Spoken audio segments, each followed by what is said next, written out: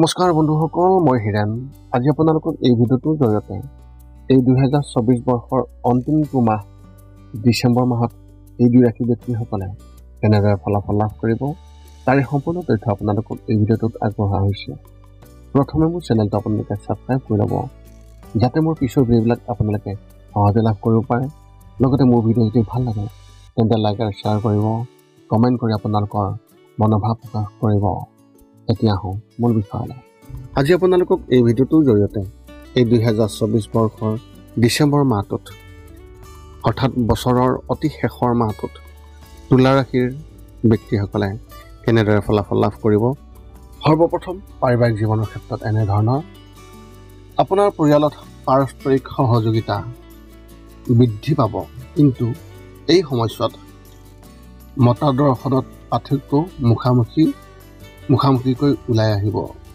মাহৰ মাজভাগত আপোনাৰ পৰিয়ালৰ সদস্যসকলৰ মাজত এটা গুৰুত্বপূৰ্ণ বিষয়ৰ ওপৰত আলোচনাৰ সম্ভাৱনা আছে।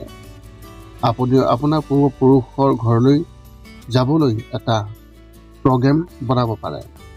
এই সময়ছোৱাত বহু দূৰৈৰ আত্মীয়কো লগ পাব পাৰে।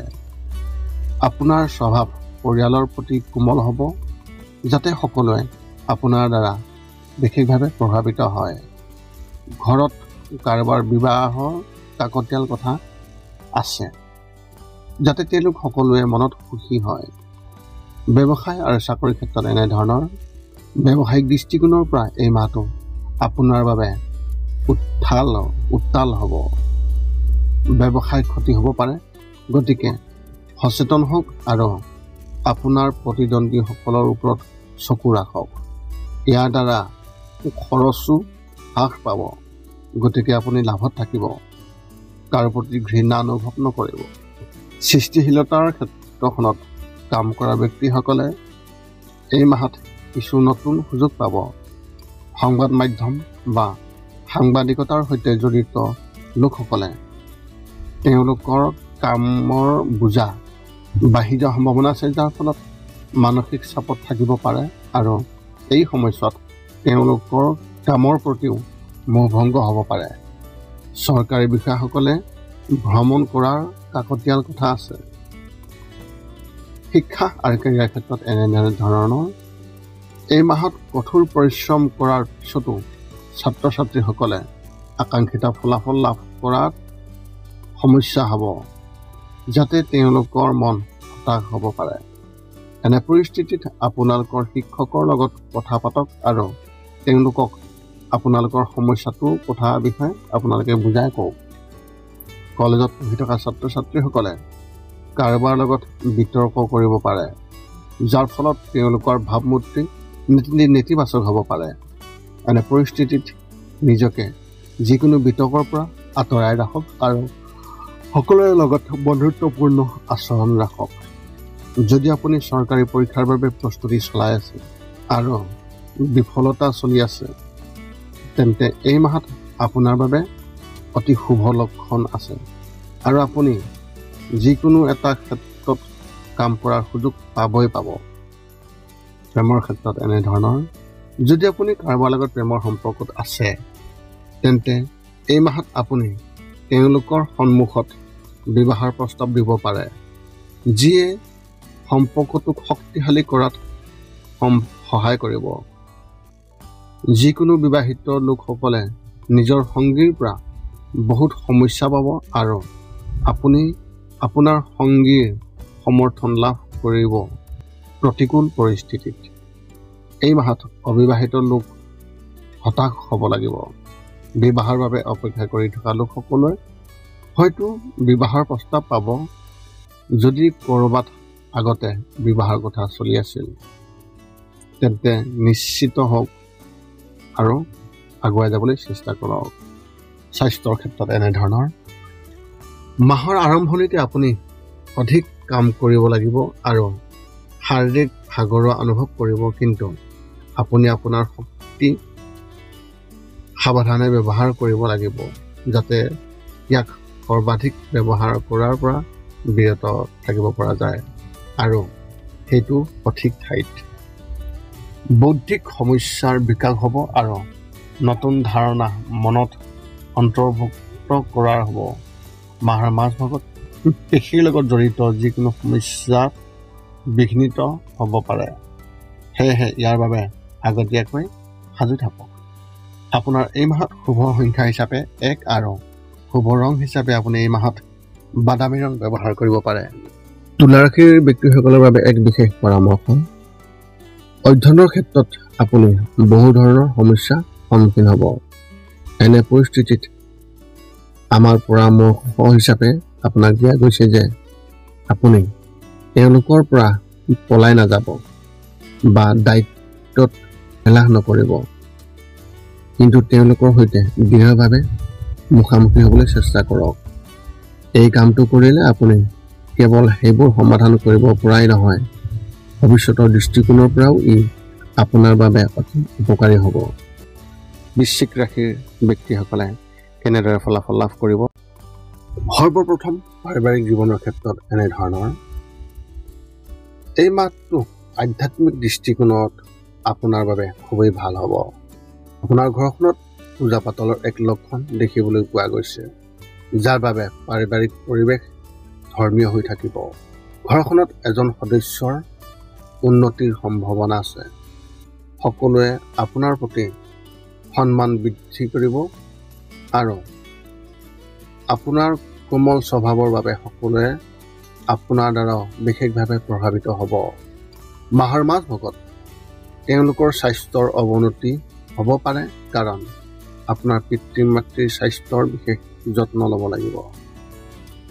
যদি কোনো দূৰৈৰ আত্মীয়ৰ লগত কোনো বিবাদ হৈছিল, তেন্তে মাহৰ শেষত আপোনাৰ পক্ষত সিদ্ধান্ত লোৱাৰ সম্পূৰ্ণ সম্ভাৱনা আছে।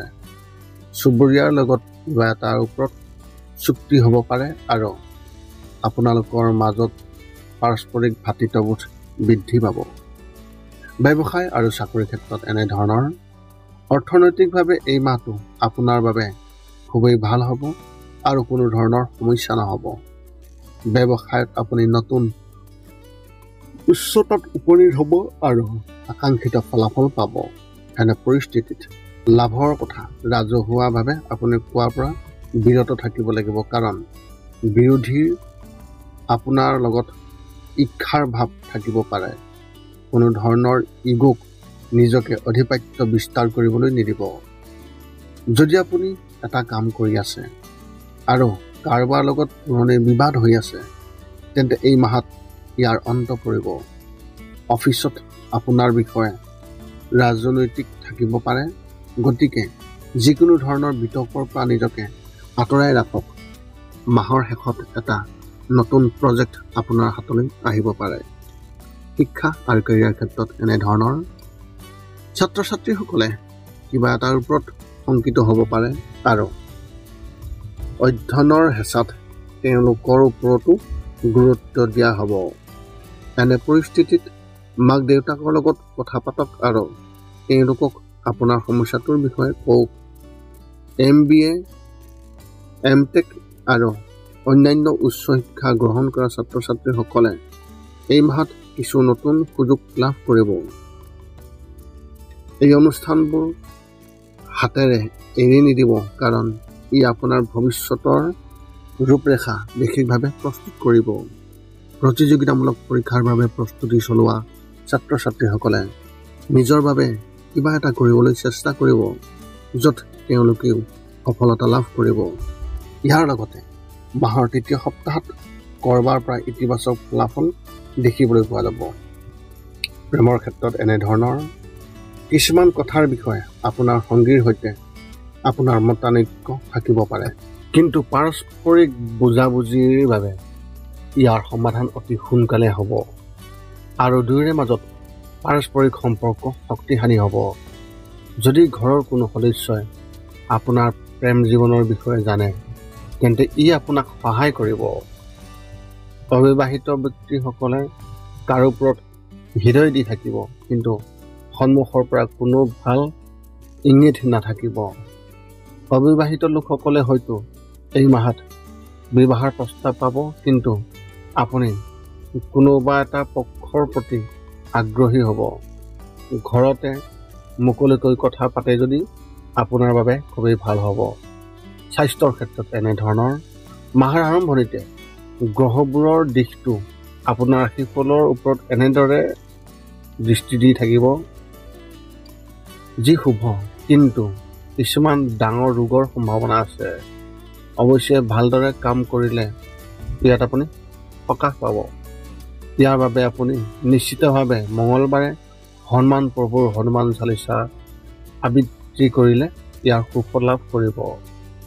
মাহৰ দ্বিতীয় সপ্তাহত শিৰাবোৰৰ লগত জড়িত সমস্যাবোৰে বিঘ্নিত কৰিব পাৰে। শিৰাবোৰৰ চাপ থাকিব আৰু মগজুৰ ওপৰত চাপ পৰিব। এই সময়ছোৱাত স্বাস্থ্যসম্পন্ন খাদ্য গ্ৰহণ কৰিলে সঠিক হ'ব। আপোনাৰ এই মাহত শুভ সংখ্যা হিচাপে 3 আৰু শুভ ৰং হিচাপে আপুনি এই মাহত গোলাপী ৰং ব্যৱহাৰ কৰিব পাৰে। বৃশ্চিক ৰাশিৰ ব্যক্তিসকলৰ বাবে এক বিশেষ তথ্য, যদি আপুনি একাদশ বা দ্বাদশ শ্ৰেণীত পঢ়ি আছে তেন্তে এই মাহত আপুনি আপোনাৰ শিক্ষকৰ সৈতে যোগাযোগত ৰাখক আৰু তেওঁলোকৰ পৰা খুবেই ভাল আচৰণ পাবলৈ আপুনি চেষ্টা কৰক। এই মাহত আপুনি তেওঁলোকৰ পৰা কিছু বিশেষ পৰামৰ্শ পাব যিবোৰ আপোনাৰ বাবে অতি উপযোগী বুলি প্ৰমাণিত হ'ব। এই মাহৰ ৰাশিফলৰ বৰ্ণন জনাৰ পিছতো কেইটামান কথা মনত ৰাখিব লাগিব। যিকেইটা কাম কৰিলে আপুনি শাৰীৰিক আৰু মানসিকভাৱে আপুনি অতি সুস্থ হৈ থাকিব আৰু লগতে আহিব লগা সংকট খুব সহজে দূৰ কৰাত সহায়ক হ'ব। এই 5টা নিয়ম এনেধৰণৰ। 1 নম্বৰ, শৰীৰটো সুস্থ কৰি ৰাখিবলৈ দৈনিক যোগাসন কৰক, য'ত মূলতঃ 10 মিনিট ওমকাৰ মন্ত্ৰ, 10 মিনিট কপালভাতি আৰু 10 মিনিট অনুলোম বিলোম এই যোগাসন জপ কৰিব লাগিব। ইয়াৰ লগে লগে আপোনাৰ শৰীৰ আৰু মানসিক স্বাস্থ্য একেবাৰে নিখুঁত হৈ থাকিব। ৰাতি শোৱাৰ আগতে নিস্তব্ধ আৰু নিৰ্জন ঠাইত 10 পৰা 20 মিনিট ধ্যান ধাৰণা কৰিব লাগে। ইয়াৰ দ্বাৰা 2টা উপকাৰ পোৱা যায়। এটা হ'ল আপুনি ভাল টোপনি পায় আৰু দ্বিতীয়তে পিছদিনা আপুনি সতেজ অনুভৱ কৰে।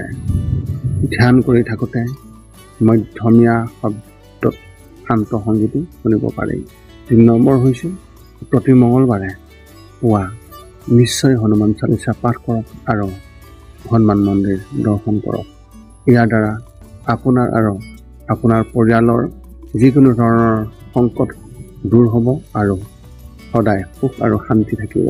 4 নম্বৰ হৈছে প্ৰতিদিনে ঘৰৰ বাহিৰত গৰু আৰু কুকুৰক নিশ্চয়কৈ আহাৰ খুৱাওক। লগতে চৰাই আদিৰ বাবেও খাদ্য বা পানীৰ ঘৰৰ ছালৰ ওপৰত ৰাখিবলৈ চেষ্টা কৰক। এই পৃথিৱীখন যিমান আমাৰ সিমানেই সিহঁতৰো। নিতৌ ইহঁতক খুৱাই আমি গুণ পাওঁ আৰু গ্ৰহবোৰৰ কুপ্ৰভাৱ দূৰ হয়।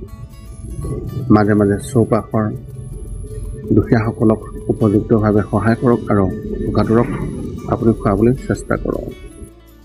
এই আছিল বৃশ্চিক ৰাশিৰ ব্যক্তিসকলে এই 2024 বৰ্ষৰ ডিচেম্বৰ মাহটোত লাভ কৰিবলগীয়া সম্পূৰ্ণ ৰাশিফলৰ বৰ্ণন। যদি আপোনাৰ মনত এতিয়াও জ্যোতিষ সম্বন্ধীয় কিবা প্ৰশ্ন আছে আৰু তাৰ উত্তৰ বিচাৰি যদি আপুনি আমাক এই ভিডিঅ'ৰ তলত কমেণ্ট কৰি আমাক জনায়, তেন্তে আমি আপোনালোকৰ প্ৰশ্নৰ উত্তৰ অতি সোনকালে দিবলৈ সকলো সময়তে সাজু আছোঁ। পুনৰ লগ পাম অন্য এটা ভিডিঅ'ত। আজিলৈ ধন্যবাদ।